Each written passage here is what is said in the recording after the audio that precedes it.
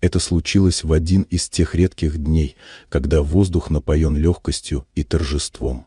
На лужайке у большого загородного дома в элитном районе Остина, штат Техас, проходила свадьба. Белые шатры, гирлянды лампочек, живые цветы, деревянные столы, покрытые льняными скатертями — все было продумано до мелочей. Жених и невеста принадлежали к состоятельным семьям, и гостей собралось немало — родные, друзья, партнеры по бизнесу.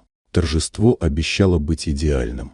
Среди гостей выделялся маленький мальчик лет 5. В костюме тройки, с бабочкой и прической, как у взрослых, он бегал по лужайке, иногда хихикая, иногда что-то рассказывая игрушечному динозавру, который прятался в кармане его пиджака. Его звали Джейкоб. Многие знали его, сын Томаса, старшего брата жениха. Мальчик был общительным, обаятельным и, казалось, не испытывал никакой неловкости среди взрослых.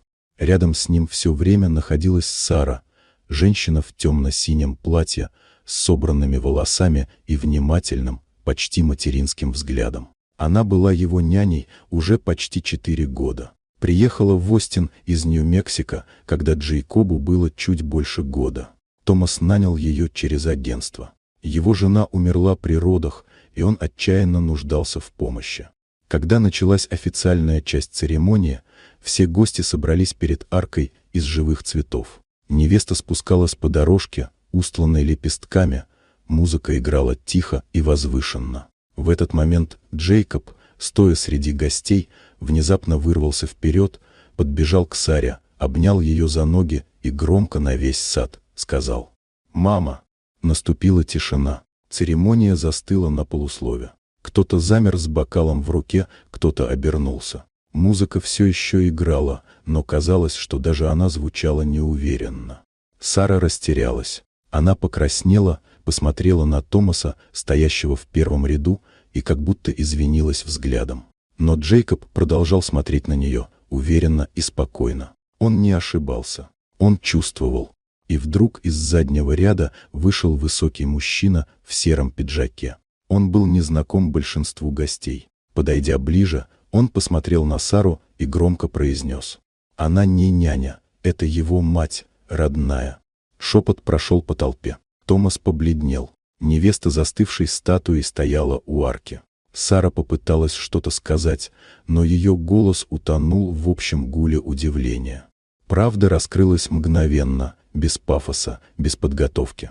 Сара действительно была биологической матерью Джейкоба. Несколько лет назад в роддоме она пережила клиническую смерть. Ее сочли мертвой и сообщили Томасу о трагедии. Но через несколько часов она вернулась чудом. Поврежденная память, слабое здоровье, долгие годы реабилитации. Она жила под другой фамилией, не разыскивала сына, потому что боялась, что он уже не узнает ее. Когда восстановилась, вернулась в город, устроилась работать няней. Случайно или нет, но судьба вновь свела ее с Джейкобом. Она не открылась, не решилась.